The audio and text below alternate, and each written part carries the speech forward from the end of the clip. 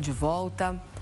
O Grupo Pão de Açúcar firmou um acordo com os principais credores e apresentou um plano de recuperação extrajudicial. A medida envolve cerca de 4 bilhões e meio de reais em dívidas e tem como objetivo reorganizar as finanças da empresa sem recorrer à recuperação judicial. Segundo o Grupo Pão de Açúcar, o plano foi aprovado por unanimidade pelo Conselho de Administração e já recebeu o apoio de credores, que detêm 46% dos créditos incluídos no processo, um montante superior a 2 bilhões de reais. A recuperação extrajudicial é um acordo em que a empresa renegocia parte das dívidas diretamente com credores fora da justiça. O objetivo é ganhar prazo ou melhores condições de pagamento para reorganizar as finanças e evitar problemas mais graves, como a falência. Para entender essa situação sobre o Grupo Pão de Açúcar e o que a empresa deve esperar com esse plano de recuperação judicial, a gente conversa com o Fábio Astrauskas, que é economista, professor do INSPER e fundador da SIGIN, especializada em reestruturação de empresas. Professor, uma boa noite, obrigado pela participação aqui conosco. A primeira pergunta que vem à cabeça de todos que olham essa notícia é: há risco do Grupo Pão de Açúcar acabar, de ocorrer demissões ou não? Não é para esse espanto geral, é possível ainda uma recuperação econômica da empresa? Boa noite, Renata. Boa noite, Gustavo. A todos que estão nos assistindo aqui pelo Jornal da Record News. Respondendo diretamente sua pergunta, Gustavo, o risco de uma falência, né, da paralisação ou do encerramento das atividades do Grupo Pão de Açúcar ainda é muito pequeno. A empresa optou por um pedido de recuperação extrajudicial justamente para que não deixasse agravar a sua situação de falta de caixa, de iliquidez, e isso deve fazer com que a empresa nos próximos meses, ela tem 90 dias para entregar um plano de recuperação extrajudicial que será aprovado em conjunto pelos credores que aderirem a este plano, e nesse prazo ela deve buscar algumas soluções para corrigir a rota e para buscar a recuperação. Professor, o que leva uma empresa a escolher esse caminho de recuperação extrajudicial? E aí eu também já te pergunto se o apoio dos credores já é meio caminho andado aí para o sucesso do plano. Vou começar pela sua última colocação, Renata. Sim, o apoio dos credores é fundamental e dos pontos importantes que leva a empresa a escolher uma recuperação extrajudicial ao invés de recorrer a uma operação judicial.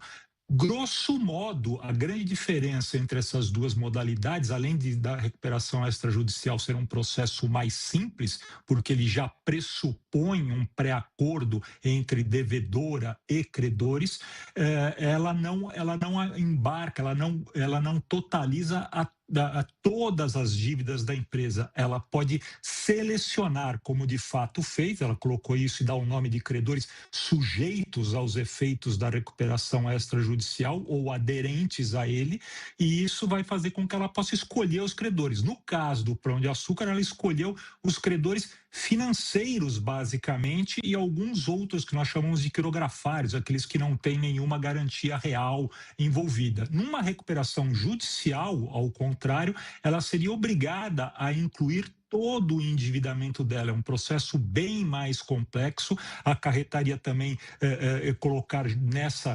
recuperação judicial, sob os efeitos dela, todas as eventuais dívidas tributárias, trabalhistas, com fornecedores, prestadores de serviço, ainda que essas dívidas não fossem sujeitas aos efeitos da recuperação judicial, como é o caso dos tributos. Mas a recuperação extrajudicial, então, ela simplifica o processo, ela já pressupõe um pré-acordo, essa adesão ela tem que ser de no mínimo 1/3. O Pão de Açúcar apresentou um plano já com uma adesão de mais de 40%, perto de 50% dos credores sujeitos, e agora precisa correr atrás de mais 4, 5 pontos percentuais, ou seja, ela precisa da metade, sendo que um dos credores, que é um banco, ele já tem uma parte dela que já concordou e uma parte que ainda deve concordar ali nesse prazo de 90 dias, de acordo com a negociação que vai ser feita entre as partes.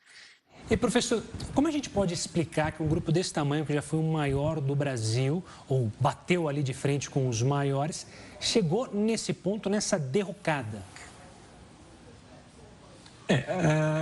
Vamos lembrar que o Grupo Pão de Açúcar ele já viveu num passado distante algumas dificuldades. Isso não é anormal, Gustavo, porque esse é um setor, o setor do varejo é um setor que, apesar dos grandes volumes, dos números de loja, o Pão de Açúcar, por exemplo, fatura alguma coisa perto de 20 bilhões de reais por ano, tem cerca de 700 lojas, mas isso é um lado da moeda. O outro lado é que este setor do varejo, ele, regra geral, ele tem margens de lucratividade muito estreitas, muito pequenas, da ordem de 3, 4% do seu faturamento. Isso significaria alguma coisa na faixa de 600, 800 milhões. Só o endividamento financeiro da empresa já acarreta uma despesa no ano de 2025 perto dos 900 milhões, ou seja, seria a empresa não teria como, né, através do lucro, honrar com o atual volume de endividamento ou serviço de dívida que a empresa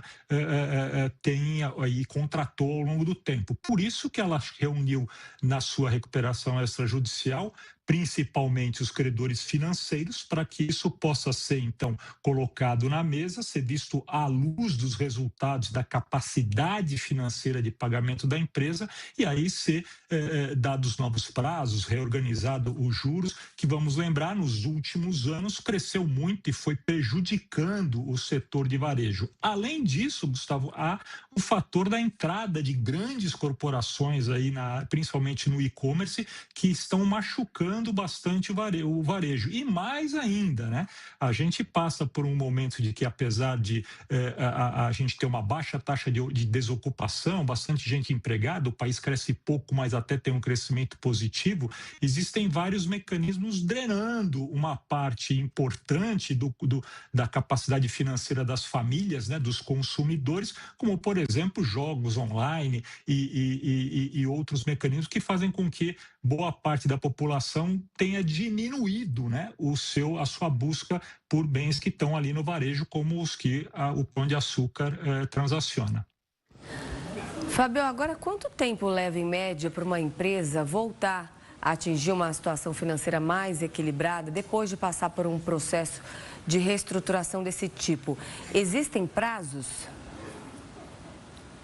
Os prazos eles são mais definidos, mais rígidos, quando a empresa entra com um pedido de recuperação judicial, Renata. Nesse caso, a empresa tem que apresentar um plano de recuperação judicial. Esse plano de recuperação judicial pode ser um plano com muitos anos de duração, pode levar 10, 15 anos de duração. Empresas deste tamanho, deste porte, isto não é incomum, então eles levam, em regra, mais do que 5, 6, 8, 10 anos, mas ele tem um acompanhamento da justiça por 2 anos. Então, a empresa se vê obrigada judicialmente a cumprir todo o que combinou, o que foi aprovado no plano, por 2 anos, e depois disso, o restante do cumprimento do plano passa a ser um acompanhamento apenas entre credores e devedores, que, se não for cumprido, vai acarretar nas sanções previstas no plano, inclusive. Na recuperação extrajudicial, isso pode ou não se estender no tempo, mas uma vez homologado o pedido, ele, como vocês mesmos anunciaram, ele não tem uma força judicial necessariamente, é mais restrita àqueles que estão sujeitos aos efeitos dessa negociação, deste plano, e isso, então, pode, regra geral, leva menos tempo, é menos dolorido. Mas não vamos nos enganar, não vai levar 1 ou 2 anos para se reestruturar. Isso, regra geral, uma dívida deste tamanho e com esse tipo de serviço e de setor onde está o GPA, o Grupo Pão de Açúcar, isso deve levar alguma coisa aí de pelo menos uns 5 anos para se reestruturar.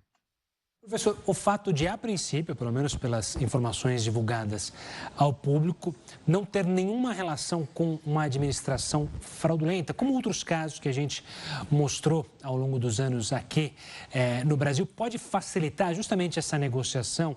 Há uma confiança maior numa empresa em que não há exemplos de fraudes em questões contábeis, em más administrações provocadas por justamente fraudes? Gustavo, você tocou num ponto importantíssimo.